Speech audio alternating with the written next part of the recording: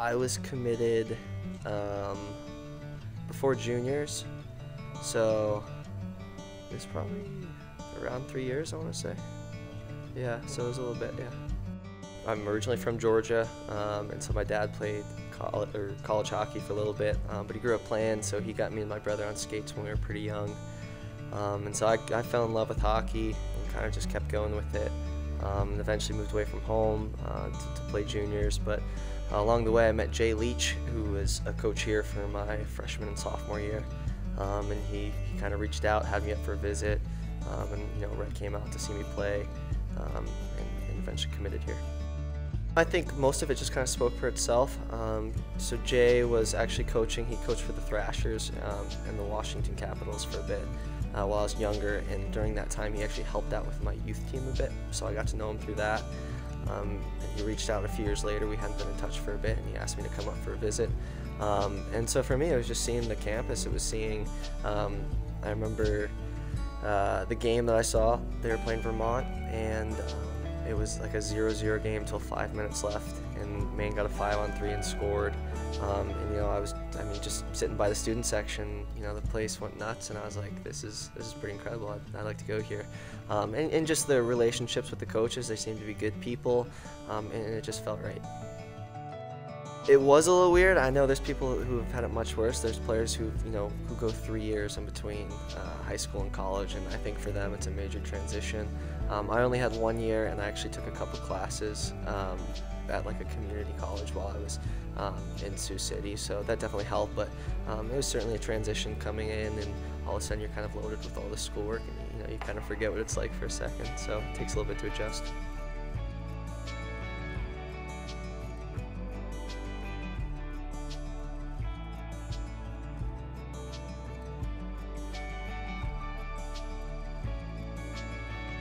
First time I kind of remember, gravitating towards it and wanting to do it was I had neighbors that were pretty good musicians, and they were into it. And so I was over their house, being a kid, playing or whatever I was doing, and I saw them play music. I was like, oh, that looks awesome, I want to try that.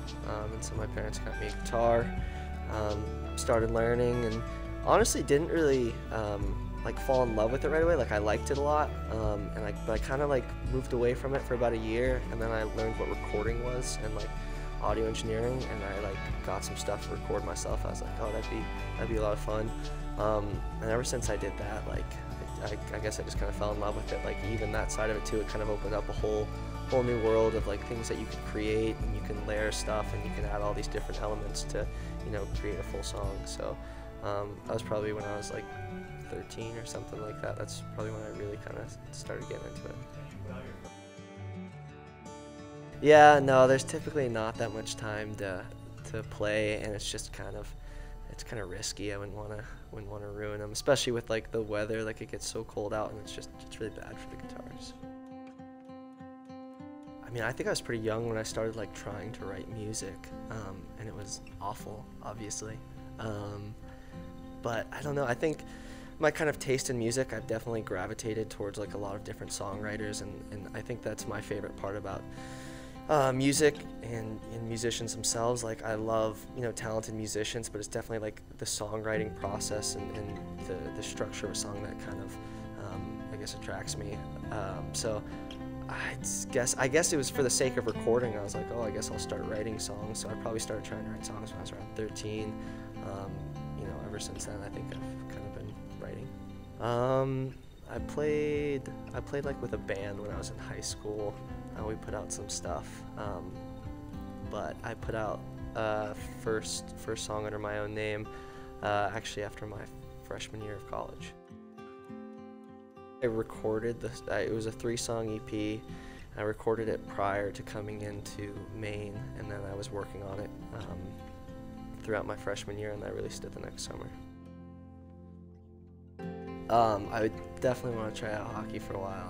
I love that, and would love to try and make somewhat of a living out of it.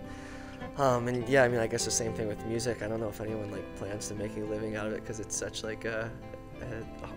it's not easy to do, I guess, and there's a lot of variables. So if the opportunity presented itself, I'd love to, but I don't know if it will, but I mean, even if I couldn't make a career out of it, I don't think I'd ever stop playing or recording.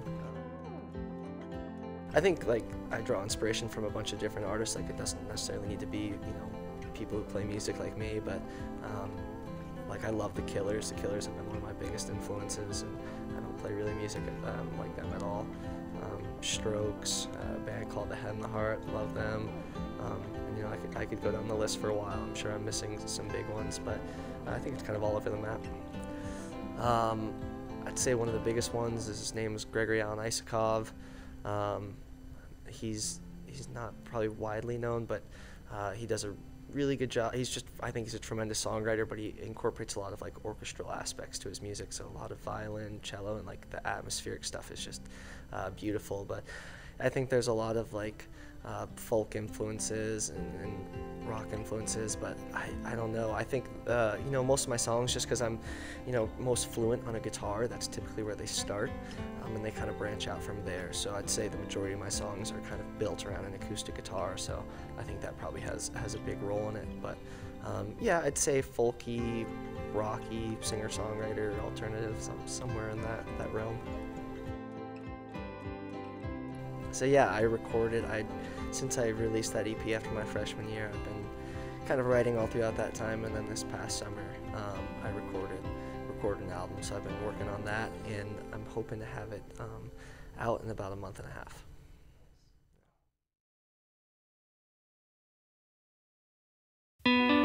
I truly believe that if you're gonna do something better, you gotta start by innovating. Think about how to solve for a customer problem in a way that's quicker, different, and more customer-centric.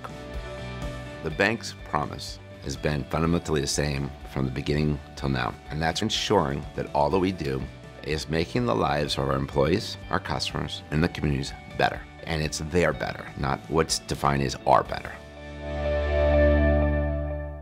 What motivates us at Casella? I want to help our customers recycle as much as possible. Because I care about the environment and how our company impacts our towns. And at Casella Organics, we find new uses for all sorts of materials. It's hard work. But I'm helping people every day. And that makes me feel like part of the community. A community I care about. So I do everything I can to sustain the resources of our environment. Casella, dependable, caring people, part of your community.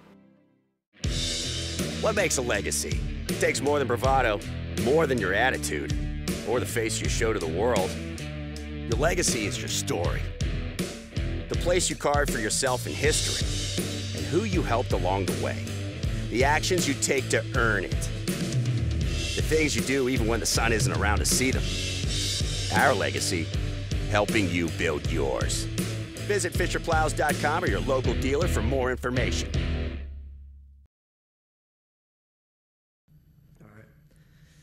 I'm Mitch Fossier, and this is my song called A Year.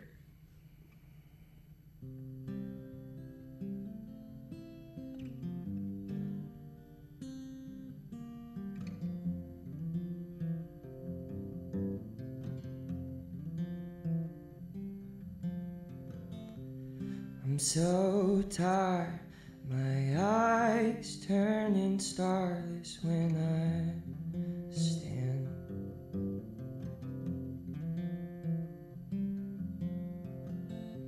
Watch the glow swell like water beneath the sand. I'm trying. I don't hear the way I used to. It's been a year since I've been round. Hold your words, they lost the ring they once had. Build me up on sand. Keep the faith, dear, I'm trying to understand. I'm just wrestling more.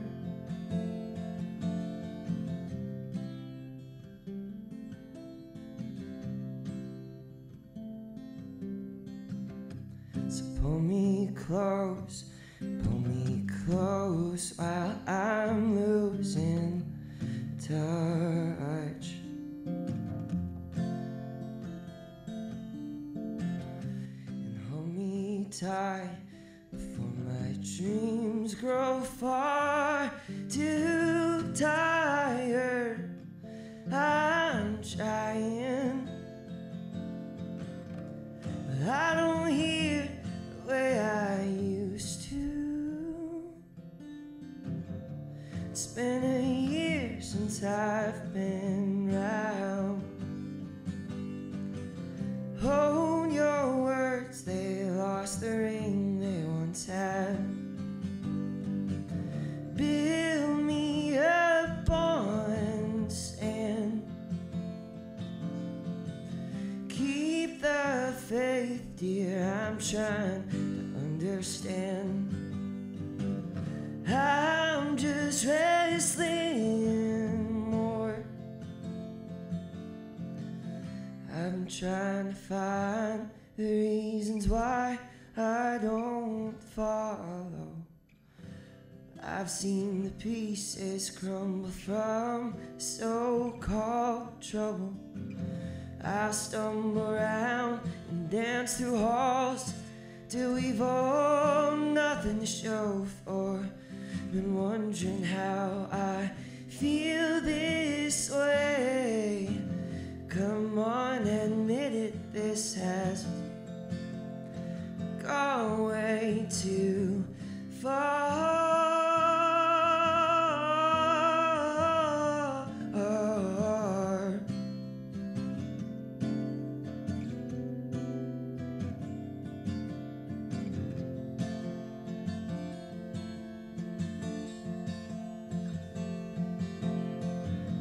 Hold your words, they lost the ring they once had. Build me up on sand.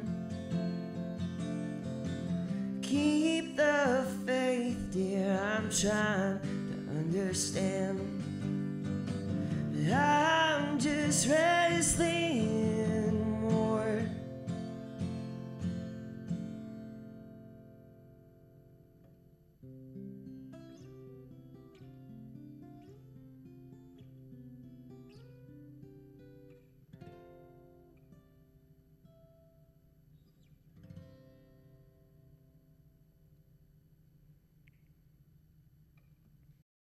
When Girl Scout ingenuity meets Dunkin' coffee, you get a cup of can-do.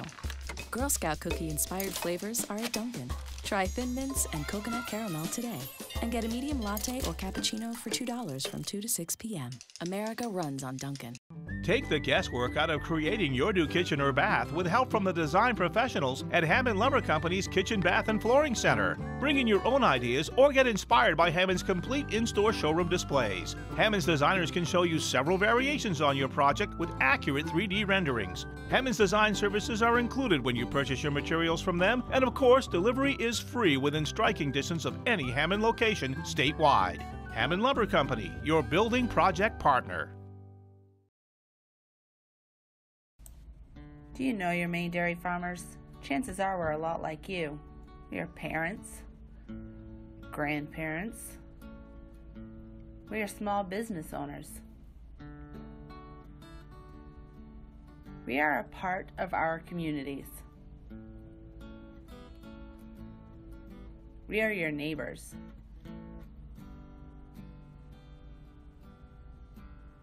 We are undeniably dairy. This Dunkin' latte is crazy delicious. I want to remember everything about this moment. The rich espresso, the pillowy foam. What about me? It's just weird that I'm not in there. Try our medium lattes and cappuccinos for $2 from 2 to 6 p.m. at Dunkin'. I truly believe that if you're gonna do something better, you gotta start by innovating. Think about how to solve for a customer problem in a way that's quicker, different, and more customer-centric. The bank's promise has been fundamentally the same from the beginning till now, and that's ensuring that all that we do is making the lives of our employees, our customers, and the communities better. And it's their better, not what's defined as our better. I'm Sebastian Osborne. I am studying business marketing, and what was the other question? What year you are? Oh, I'm a junior. Junior this year. So I was actually born in Boston, Massachusetts. Then my family moved to Seattle, and then we moved to Maryland. Then we moved to Maine, to Florida, back to Maine. So a big thing was my dad's job. So he is president of sales he's been in that for a few other companies, and so a big reason why we moved a lot is because of his job. But all my brothers and siblings have been born in all these different places. So. How many brothers and sisters do you have? So I'm one of 6 kids. Okay. Yeah. And what's the age difference? So my oldest brother is going to be 28 this year, and my sister is going to be 14 this year. I mean, I was really young for a lot of it, especially moving to Seattle. I was only about 1, so I was born in 1998. And my younger brother was born in Seattle, and he was born in 2000. I was born late '98, so I was only like a year old when he was born, and so I don't really remember a lot of it. But the big thing I remember is just coming down for Christmas Day one year. But yeah, and then moving to Maryland, that's when the memories start coming back. Like I remember moving there and all my brothers. My sister wasn't born yet. She was born in Maine, the first time we lived in Maine. And then moving to Maine, I moved to Maine when I was about 4, and ever since then, this place has been home for us. We moved to Florida for about a year because of my dad's job, and then we ended up moving back. Back to Scarborough? Yeah. Yeah. Okay. So the reason I even did track when I was younger is because I was really into soccer. So my dad's from England, and so traditionally, like, you're gonna want to play soccer. That's what my dad wanted me to do. So I loved soccer from a young age, and I started playing that. And then I originally got into track because I was like, oh, I'm gonna be a better runner, and running equals better at soccer, because if you can run for a long time, you ultimately won't wear yourself out during the games. And so a lot of what I did in track originally was just running, and then I was a lot bigger than most kids at my age, so my coach introduced me to throwing. He was like, have you tried this? I was like, no, I've never even seen it before. And that was about 6th, 7th grade. And then that's when I really got into throwing and track. I kind of really enjoyed like the aspect of like figuring out the technique, because I was always intrigued, like, because when I first started watching the videos, you see throwers like Ryan Whiting and like Ryan Krauser. Those guys are top end throwers, very, very good throwers. And you'll see them spin around the circle, and you're like, I want to do that. And so from 7th and 8th grade, I kind of just did the glide, which is the traditional like linear technique. And then in high school, my freshman year, my coach was like, you should start throwing. And then he showed me the videos of Ryan Krauser and Ryan Whiting, and I'm like, that's kind of what I want to start doing. And so that's what really kind of kept me in the sport. And then eventually, throughout high school, our team was pretty good in high school, so we saw some success as a team. And then individually, as I kept working toward it, I started seeing a little bit of individual progress, and I really enjoyed that. I did a little bit of research, and correct me if I'm wrong, but I think I saw in high school your PR was 50'7", yeah. Okay, yeah, which is a great throw. Yeah, yeah. For that age in the state of Maine, I would Yeah, think. state of Maine, yeah. You think back to that time, I know obviously you had a million meets in your life, but let's think about that one throw. When you saw the number come up, are you like, yeah, I finally got there? Yeah, so that was only my 2nd time ever throwing 50 feet. Some of the first time I threw it was at States my senior year in indoor, and that got me 4th place. Behind, I think, Jason Montano of Thornton Academy, Matt Brady of Biddeford, and Austin Lufkin of Brewer. And so, yeah, that was the first time I threw 50 feet, and when I first saw it, I was just ecstatic. I knew it right away, because the best throws always feel effortless. And when I released it out of my hand, I just knew right off the bat, like, that one's the one. That's a new PR right there.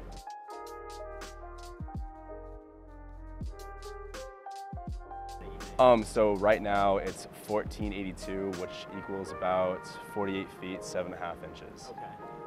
Yeah, so a lot of what I knew is actually, I've known it from him, because one of his alumni came down. He's actually from Scarborough, Brian Woodbury. He would come down and throw with us when we were in high school, and so he would come and like just kind of see little things I was doing, and then he would help me, and then a lot of it kind of just came from Gerhard. So I've kind of known Gerhard's coaching style for a little bit longer than I've been here. But a lot of what he's taught me is just kind of like my right foot in the middle. That's a big thing, because if you keep it pivoting, you get your hip into the throw, and it ultimately will go farther. So a lot of it's just been technical work in the middle of the circle. Okay, so what I usually look for is how well balanced you are out of the back, because once you're out of the back, if you're not balanced, that's the one thing that sets you up for a really good throw, is out of the back. So if you don't have a very good start out of the back, the throw will most likely not be very good. But a big thing I look for is just staying balanced out of the back, how well I can stay my toe in the middle just to keep it pivoting, and how strong I hit the block. The block meaning my left foot in the front circle. That stops my momentum, and everything just goes into the shot put. So, you think you can show us some? Yeah, definitely. Let's do it. All right, so another big thing that also goes into throwing is strength. So we lift, as a throwing group, we lift 3 times a week, and a big thing we look for is how much you can bench, squat, deadlift, clean. A lot of that goes into the whole throwing process, because if you can't produce any power from the ground, then no power goes into the shot put. So a big thing for us is maintaining strength, getting strength, and being able to put power into the ball, because if no power's in the ball, no distance. Make sure both feet are facing the same direction. And so my first motion will be to kind of wind up like this and reach out over my left foot, get my right leg to sweep out and land it in the middle on my right toe, and keep this right toe pivoting and land in this nice wrap position. Get my hip to come through first, then release the shot put, just like that.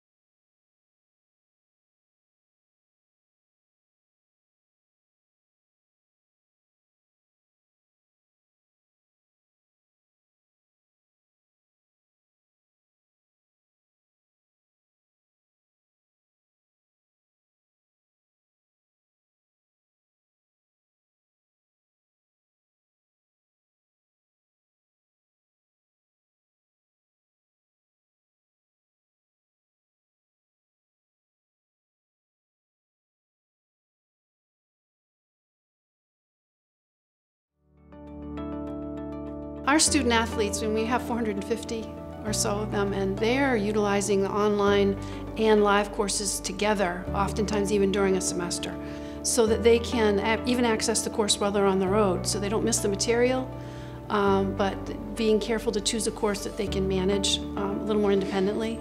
And we found that to be very helpful for them, and so that they aren't as stressed.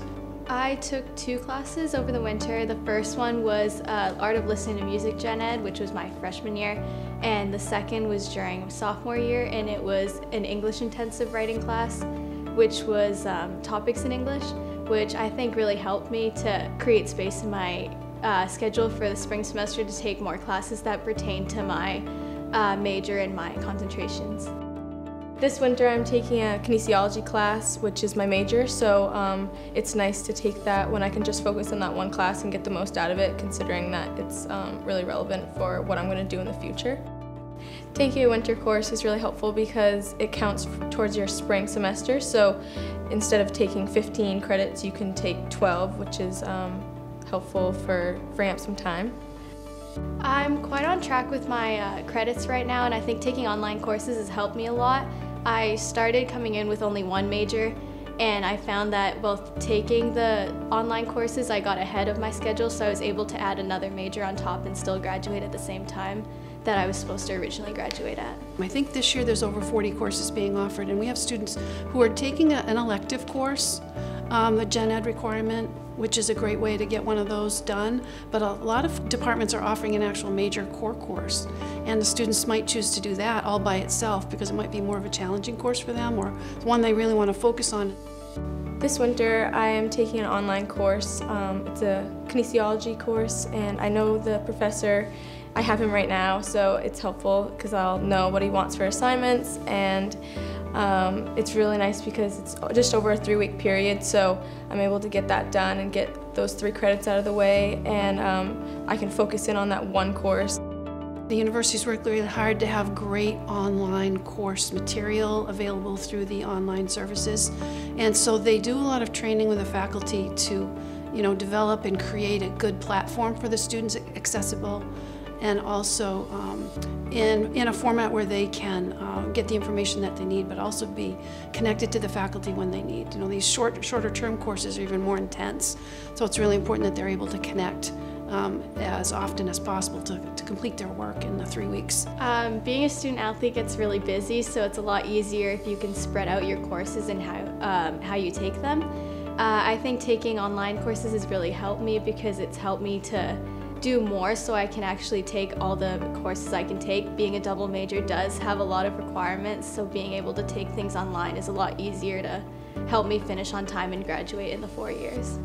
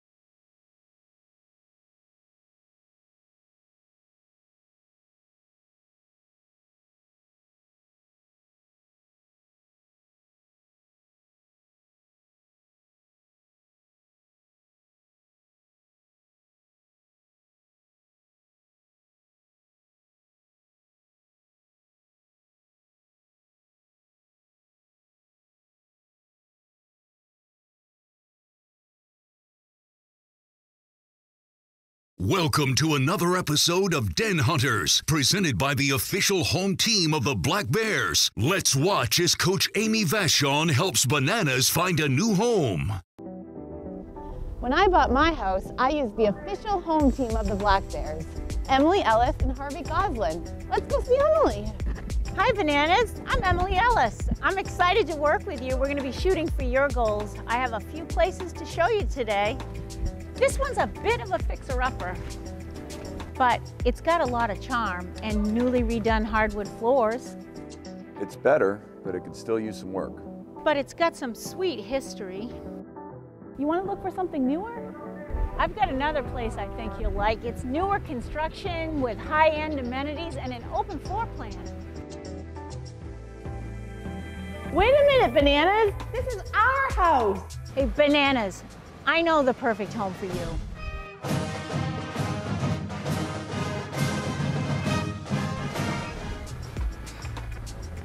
He's home. If real estate is your game, call the Big M, Emily Ellis, the official home team of the Black Bears. And tell us Bananas sent you.